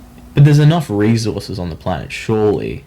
Yeah, like, I feel like... But really, how do you... Okay, so I just want to put this to you. How do you think we would actually get to peace? Do you think that it would be just because everyone is harmonious, or because one power rules over all? Well, I'm actually reading this very interesting Justice League comic at the moment. It's done by Alex Ross. And in this comic, it explains, like, Superman's backstory as you would. But it's, like, a very good take on Superman. Essentially, he says, like... Because he's, like... It's on Christmas. And it's during, like, this time where he's, like, looking at all these files. All these people who are, like, just starving in the world and, like, dying and all this war and stuff. It's like, how do I sort out all the world's problems? Like, how does one man do this? And then he thinks back to, like, his dad, Pa Kent, who's, like, on the farm, like, handing out the seeds. He's like, you know, there's a lot of poverty. There's a lot of people that go hungry.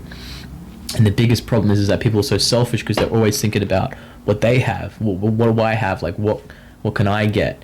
As opposed to thinking about the needs of others. Do you know what I mean? But he says, Superman says that, you know, you've got to essentially have a person who is willing to put his life aside for the needs of every single other person. And I think that's what society needs. We need like a small group of people, not in a superhero costume. We need a small group of people who are able to just put their needs aside. Just say, look, I don't need to get paid to do this. I'm going to do this for free. And there are people out there who do that, you know, and they put their needs aside to just give to everyone else. And I'm not saying that everyone's going to get along, because you've got people on the same fucking piece of land who are fighting with the south and the north side of that piece of land. It's like, what the fuck is that? That's ridiculous. Can't we just get along?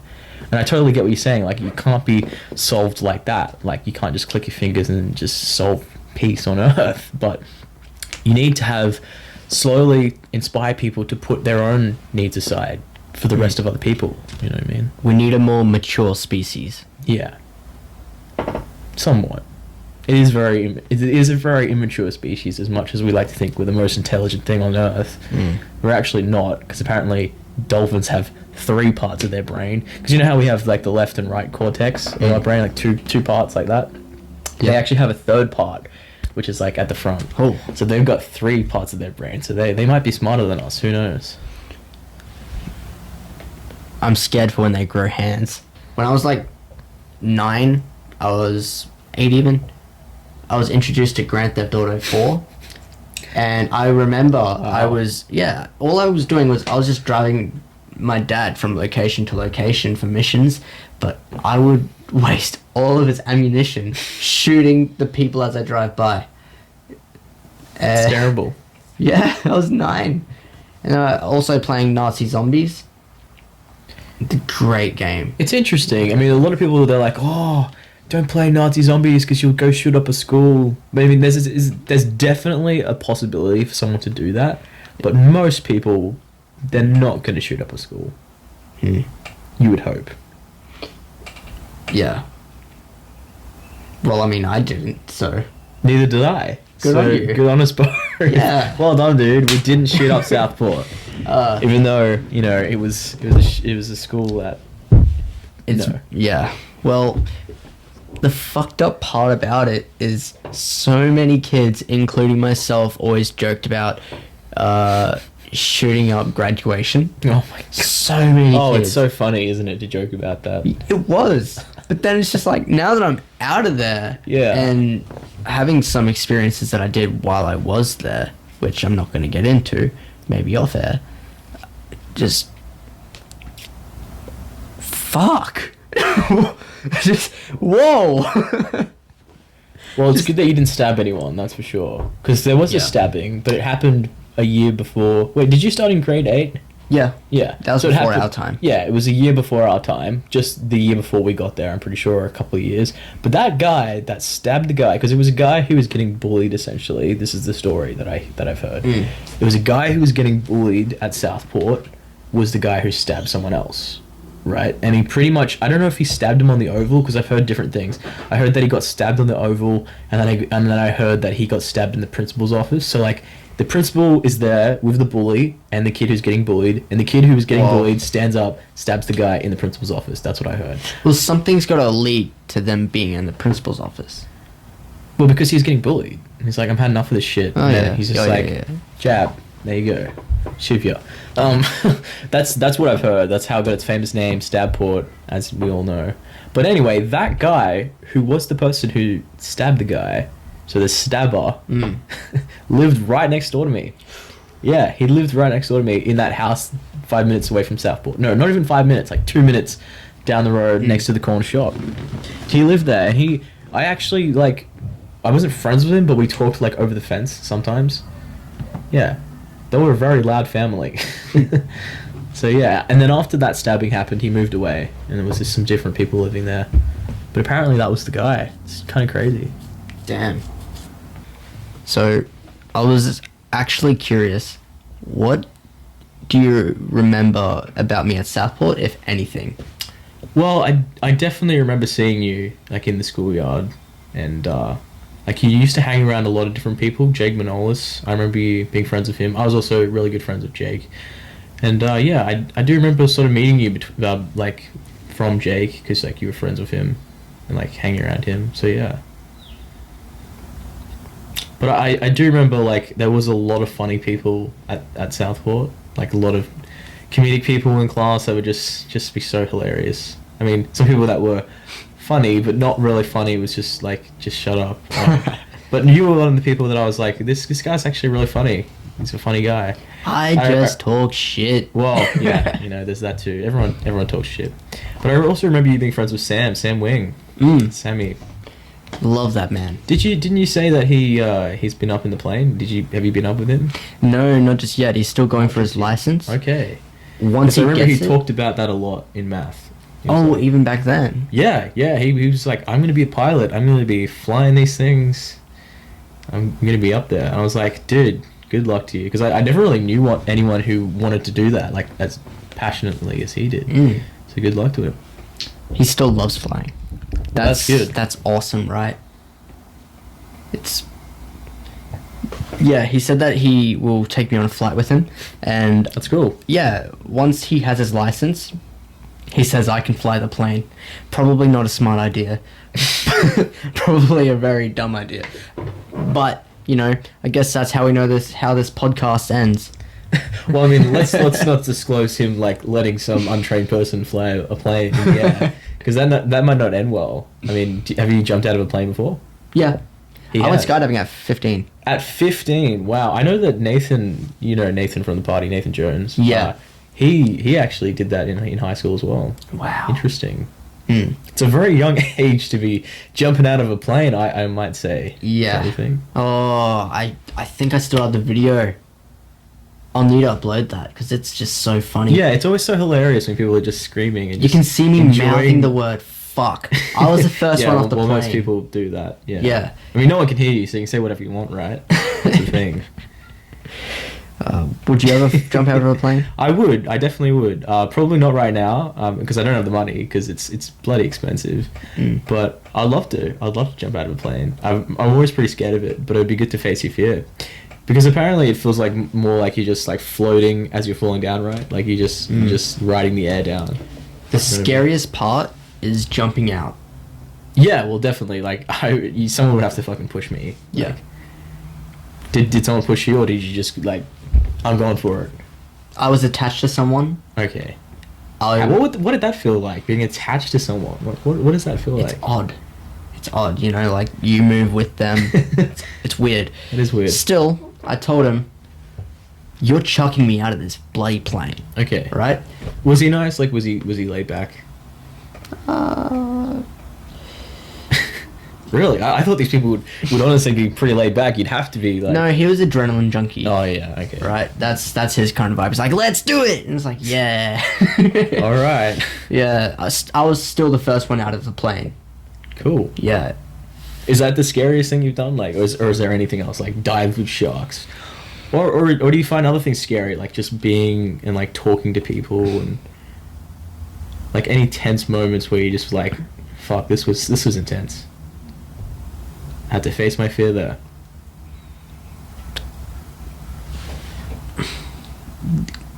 One of the scariest, I can't think of anything very, very scary right now. Put me on the spot. But one of the scariest, you're right, man. One of the scariest things I have had to do was start this podcast. Yeah, definitely. It's I always put a lot just on the getting line, your foot man. out the door at the beginning. Yeah. I mean, you're here now. Like you've been doing it, so well done. Fucking liberating now. Yeah. But before I started it, and even after I still feel this massive pressure on me. Yeah. Right? Because I have been attacking the audience of every single person I know or have known. So they all know what I'm doing. And so the only way that I can fail, the only way I can fail is if I quit. And I have left no opportunity for that. You know? And that's terrifying because now I'm locked in.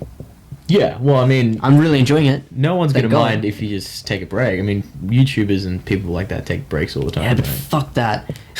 They're watching me for my work ethic now. I Yeah. have to show up. Well, you have shown up, so that's good. Not Just yet. keep showing up. Not yet. I mean, will I ever really feel like I have shown up? Do I ever really feel like I have Well, no, achieved something? that's the thing is like Jim Carrey, he said he was like, I wish everyone could be rich and famous just so that they could realize how being rich and famous isn't everything, you know? Like, getting to be the Jim Carrey and the funniest guy on the earth, like, he did that, and he just had this big ego trip where, oh, I was just playing a character, that's not me. Like, maybe I could be fulfilled in other ways. I mean, he went through a serious depression, also because of, like, other things in his life, with his, like, girlfriend, who apparently, I think she killed herself. Yeah, pretty sad. Pretty sad, old Jim Carrey. The Grinch who stole Christmas. He does say some wise things, though. He has incredible art. Have you seen it? Yeah, I've watched the documentary. It's very interesting. I love that documentary. It's only like 4 minutes, but oh my god, it's, I know, it's cool. some of the pieces he has are just I incredible. know, his paintings of Jesus are just intense. Yeah, you just stare into you, man. Yeah. Yeah. But anyway, he was just saying, like, you know, you don't really need to be famous. I mean, you know, that's the thing, is like all these people on YouTube, it's just kind of a free platform where you can say whatever you want, kind of. I mean, like, there's lots of things where people, they release videos and then it gets like demonetized, or just the content gets taken down altogether because of like copyright reasons, or if the content is not supported by the group, like if it's not supported by YouTube, what they want to be said and heard. Like, there's been plenty of conspiracy theories been taken down, and like lots of other crazy shit. I mean, there's stuff that shouldn't be on YouTube, like, you know, no one wants to see a chicken's head being cut off on YouTube. That should be taken down. But there's other things, like, you know, content about, like, you know, different drugs and stuff from the world, where in some states it's legal in another state, but then in some states of the world it's not legal. So it's like, because it's a platform which can be seen by the whole world, you know, where is the restrictions here of what can be shown? That's a lot of the downfall. But a lot of people who do say what they want to say, like talk about what they want to talk about, it gets removed for some reason, like it gets flagged and shit like that. Which sometimes, like, it's like not a completely free platform, but like a completely free of speech platform. Like, anyone can say whatever they want. It's not exactly that. Like, we sort of need that, but I mean, thanks to YouTube anyway for letting us use your platform right now. Thank you so much. It's an incredible platform, nonetheless. I mean, I don't think you're going to get deplatformed, to be honest. We'll see about that. Well, I mean... Oh, I've got some wild fucking opinions, and people who come on are going to have some wild opinions too. Well, you know, let them have their opinion. That's yeah, the thing. that's fine by me, but, you know, the one thing is that I always want to stay true to what I do believe, and I want to give people a platform to do the same, kind of like Joe Rogan-esque style. Yeah. You know, people... I mean, he doesn't necessarily try to enforce his opinion on other people. He just lets people just talk lets about... people talk. Yeah. Yeah. Yeah. Sorry. I just... oh, thanks for letting me talk, Mash. But yeah, I guess that's what you need in the world. You know, people need to be able to say what they want to say and have an open dialogue with things, you know? Instead of like, because I mean, I know like Facebook as well, they shut down lots of people. Anyone who was like talking about the coronavirus and like conspiracies about the coronavirus were immediately being shut down, because I mean, Facebook doesn't want that on there for some particular reason. It's interesting.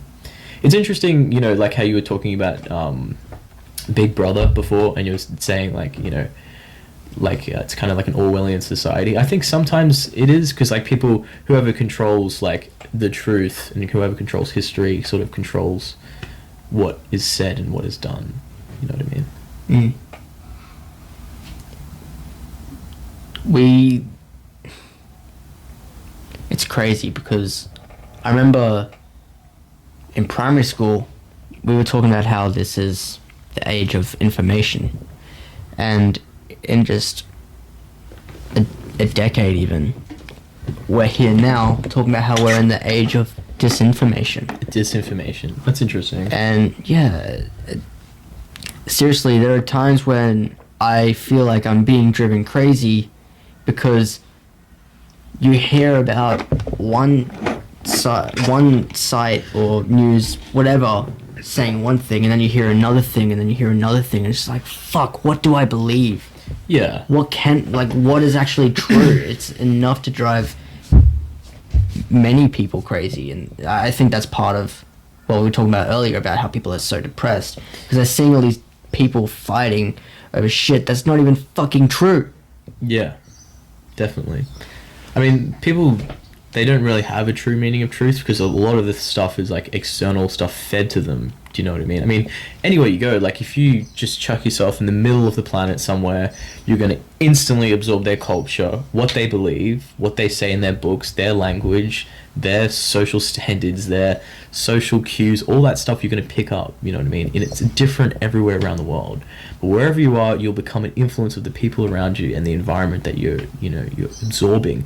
Because human beings are essentially just receivers of everything, receivers of energy, receivers of signals and information, and whoever is running the dialogue of the planet, they're controlling. I mean, that's what they think. Someone thinks that there's some sort of higher power, the Illuminati, whatever you want to call it, someone behind the curtain pulling the strings, and they're manipulating each human being on the earth somehow, to some degree of manipulation. Not as harsh as like communism, but it's kind of like a different version of that. Well,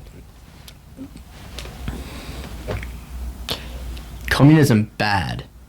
Well, so they say. I don't really have no. like much of political Yeah. opinions about like different things, but I mean, I said that kind of as a joke, but I should be taking it more seriously. I just try and stay a little bit out of it because I mean, people have their opinion and they're just so Yeah. harsh about it. They're like, "This is what I believe," you know. And sometimes when people get so caught up in what they believe, they don't listen to the full spectrum of what's going on. You know what I mean? Yeah. Well, even if we don't head into communism, just we should also be concerned that we're moving into a hyper-capitalist society, right? And I hate the buzzwords. I don't even want to say that kind of stuff. I'm sick of them. I go on Facebook, I see someone posting something or sharing something. It's like, shut up. And you're probably telling me to shut up too right now. Please. I'm just over it. All the buzzwords, and now I'm saying the buzzwords, and now I want to fucking beat myself. Don't beat yourself, please, Max. This is your podcast. Yeah, I can't do that here. No beating here. I just gotta breathe. I know. It just feels like no matter what you say, no matter what your opinion is, you're always gonna be a pawn to some entity, and I hate that. You know, you can't be a free person that way. Yeah. I mean, do you think people are free these days? Like, do you think that we're free as human beings? Is there a freedom of thought? I mean, are you allowed to think whatever you want?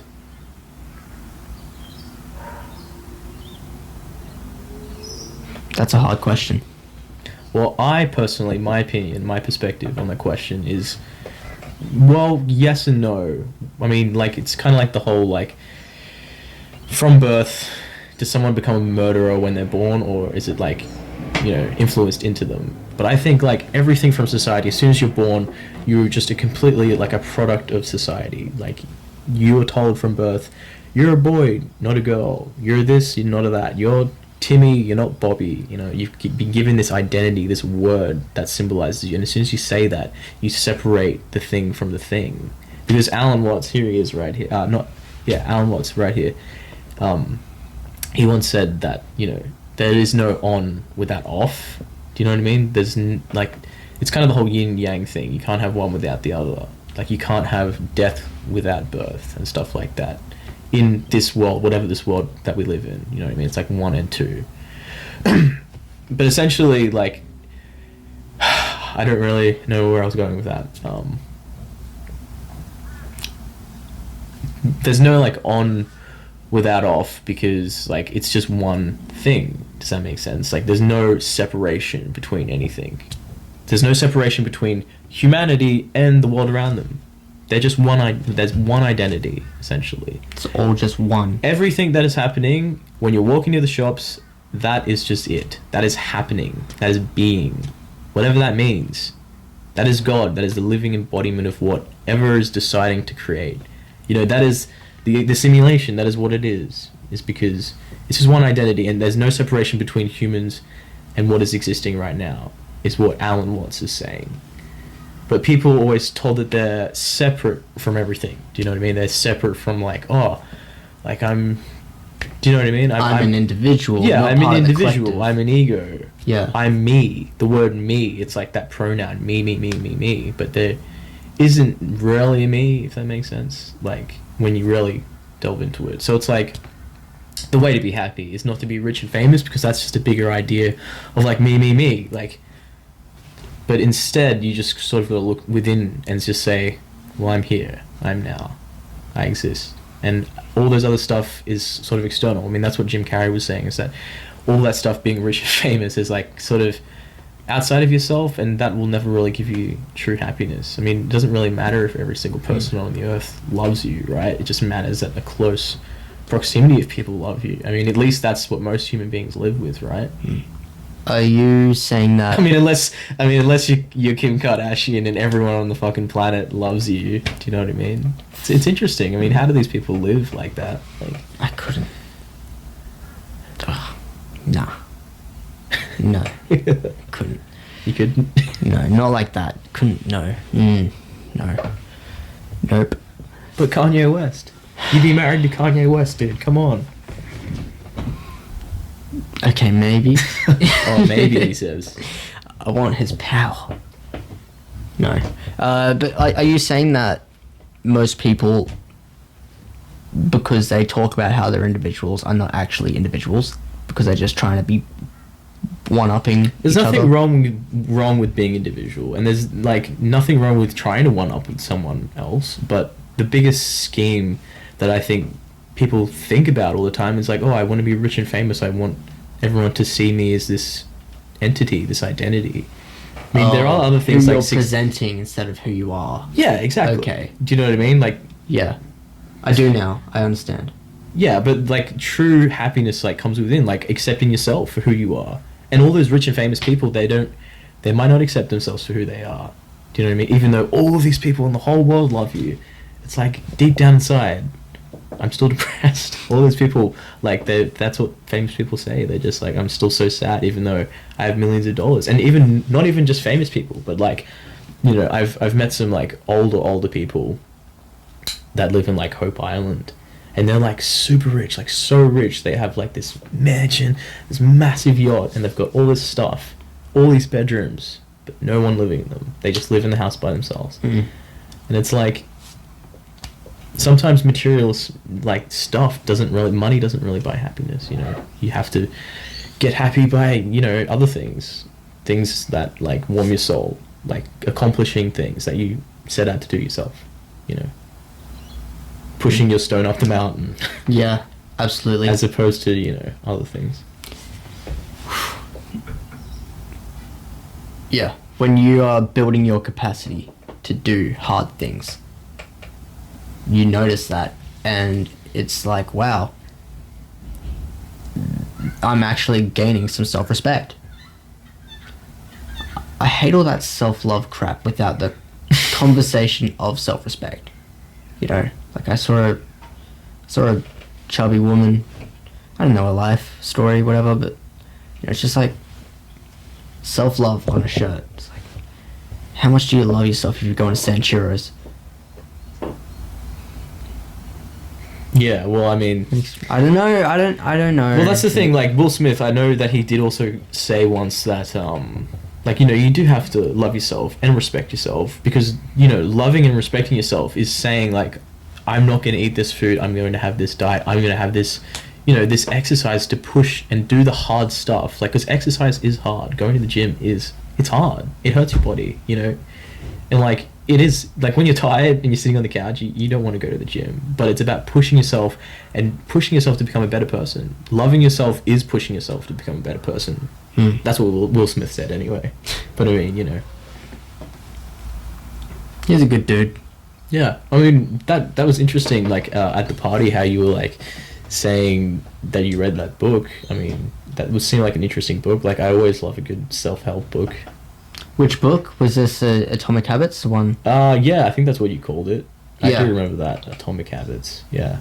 Really good book so far. Yeah. Have you read any other, like, yeah, so read that book. That sounded like a good book. But do you recommend any other books for the How to people Win out Friends there? and Influence People. Say that again, sorry? How to Win Friends and Influence People. Okay.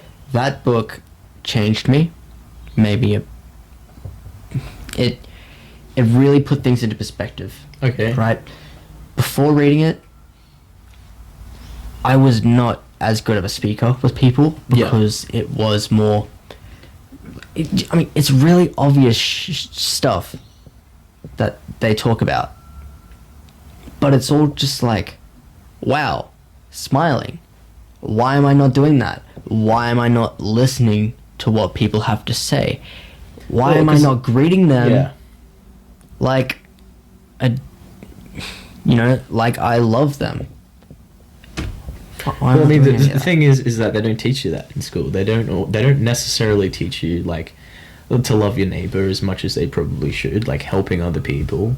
Do you know what I mean? I mean, they do to an extent, but I mean, people need to sort of discover that for themselves as well. Just being a nice person is important.